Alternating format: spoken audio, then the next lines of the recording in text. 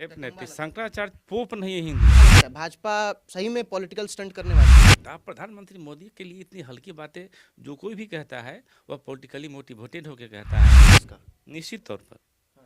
क्योंकि आप किसी भी पार्टी में हैं, एक राम से भारतीयों का भाव जुड़ा हुआ। कुरान हमारे हिंदू धर्म नहीं है, हमारा हिंदू धर्म वेद है, गीता। आपको लगता है कि राम मंदिर के कार्यक्रम में ना जाना और उसके बाद से वोट बैंक है वो और खराब हो जाएगा कांग्रेस का? आप अगर विरोध करना है तो जब भी आप मंदिर में प्राण प्रतिष्ठा करेंगे तब विरोध करने वाले करेंगे ही करेंगे। कभी किसी कारण से करेंगे, कभी किसी कारण से करेंगे। उनके विरोध करने की प्रक्रिया खत्म नहीं है। 22 जनवरी को रामलला का यानी कि मंदिर का प्राण प्रतिष्ठा का कार्यक्रम है। अब ऐसे में विपक्षी कह रही है कि राम मंदिर को लेकर भाजपा अपना पॉलिटिकल स्टंट कर रही है और राजनीति जो है वो लाभ लेने में लगी हुई है। अब इस चीज पे बातचीत करेंगे। उससे पहले नमस्कार, आप स्टॉक देख रहे हैं और मैं हूं आपके साथ आशुतोष उपाध्याय। मिथिलेश जी हैं, ऑथर भी हैं और रजिस्ट्रार हैं कॉलेज में। इनसे हम जानेंगे कि आखिर क्या सच में पॉलिटिकल जो बात है यानी कि राम मंदिर को लेकर लोग कह रहे हैं कि भाजपा भुनाने में लगी हुई है। 24 का चुनाव है, उससे पहले वो अधनिर्मित मंदिर में प्राण प्रतिष्ठा का कार्यक्रम कर रही है जो कि शास्त्र के खिलाफ है और चारों शंकराचार्यों ने भी साफ मना कर दिया कि वो नहीं आएंगे। क्या लगता है, भाजपा सही में पॉलिटिकल स्टंट करने वाली है? मैं इसे पूरी तरह आरोप मानता हूँ। राम मंदिर भाजपा के कहिए कि एक एजेंडे में शुरू से रहा है और भाजपा ने राम मंदिर को बनवाने के लिए संघर्ष भी किया है, राजनीतिक धरातल पर, सामाजिक धरातल पर और आध्यात्मिक धरातल पर। और सबसे बड़ा बात है कि यह एक आम जनमानस का मनोभाव के मुताबिक ये मंदिर बन रहा है, यह करोड़ों भारतीयों के मन के अनुसार बन रहा है।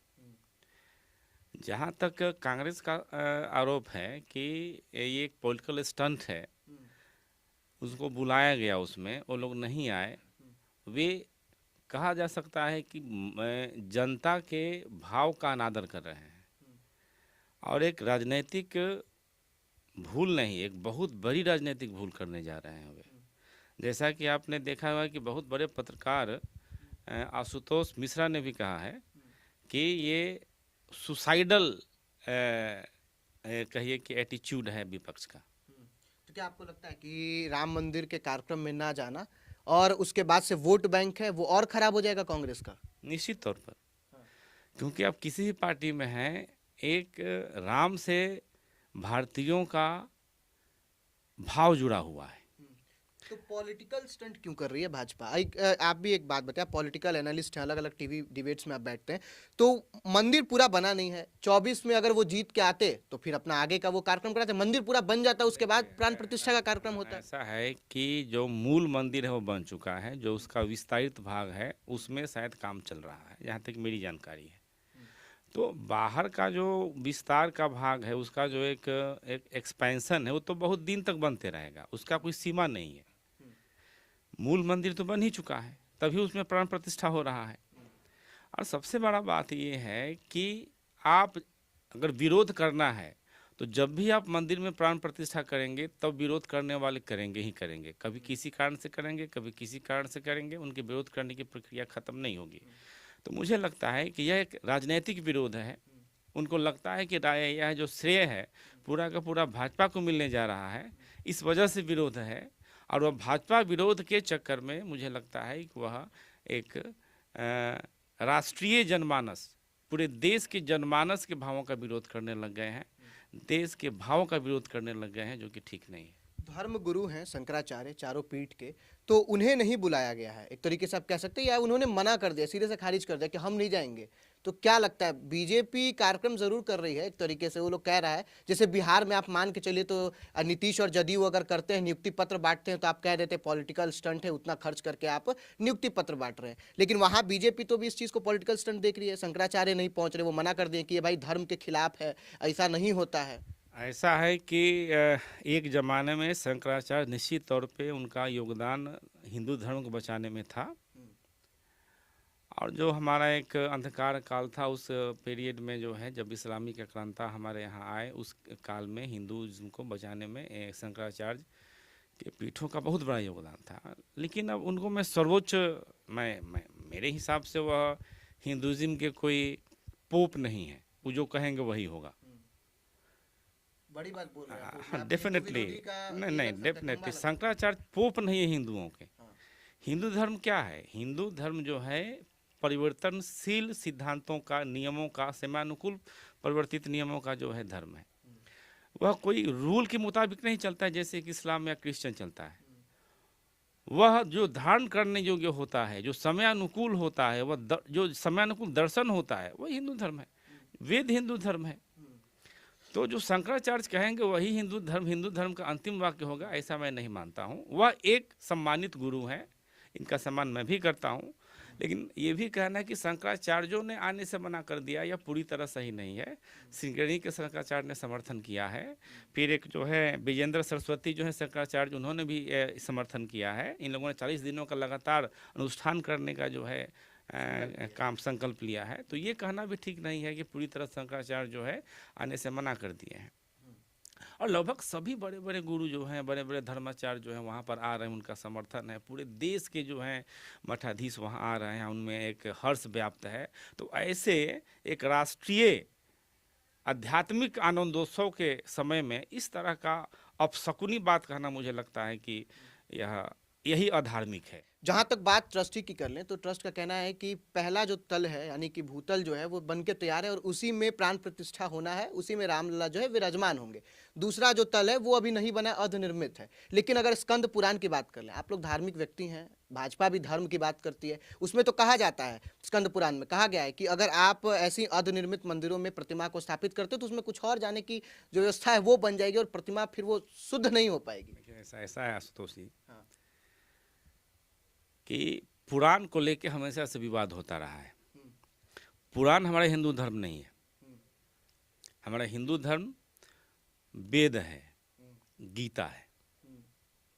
इसके बाद के जो भी पुराण तो एक दो नहीं ना है भाई। कुछ पुराण में कुछ लिखा हुआ है, किसी पुराण में कुछ लिखा हुआ है। पुराण को मैं हिंदू धर्म का आधार नहीं मानता हूँ। किस चीज़ को मानते हैं? पुराण को मूल जो भी वैदिक है वही हिंदुइज्म है। जो वेद से अलग है वह हिंदुइज्म नहीं है। और सब तो विचार है। तो पुराण तो बहुत सारा है। अब पुराण को लेकर हम हिंदू धर्म को डिफाइन करेंगे तो फिर रोज एक विवाद उत्पन्न हो जाएगा। तो हमें एक बौद्धिकता, हिंदू धर्म में विमर्श का जो है परंपरा रहा है।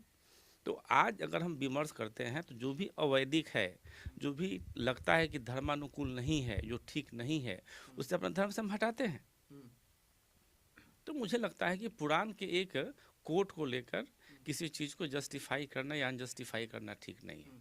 तो प्रधानमंत्री 5वें शंकराचार्य हैं, अब लग रहा है पीठ के, वो उनका कौन सा पीठ है, क्या लगता है? देखिए, ये कहने वाले कुछ भी कहेंगे, लेकिन ये इस बात से भी इनकार नहीं कर सकते हैं कि प्रधानमंत्री मोदी ने केवल राम मंदिर ही निर्मित करवाने में रुचि नहीं दिखाई।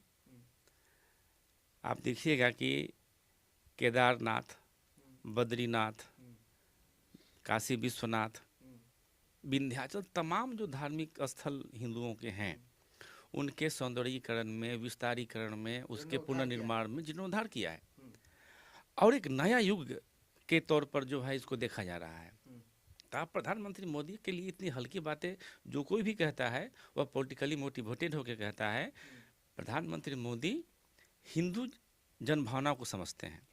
और एक बात और मैं ध्यान देना चाहता हूँ, जब मैं हिंदू शब्द बोलता हूँ, हिंदू शब्द का मतलब ये नहीं होता है कि हम एक खास वर्ग की बात कर रहे हैं। हिंदू का मतलब होता है जो भारत में रहता है वो सभी हिंदू है, वो चाहे जिस धर्म है। डेफिनेटली यह वे ऑफ लाइफ है। और हिंदुइज्म एक विचार है। आपकी पूजा पद्धति अलग अलग हो सकती है, लेकिन अगर भारत में आप रहते हैं तो आप हिंदू हैं, ऐसा गुरु जी ने भी कहा था।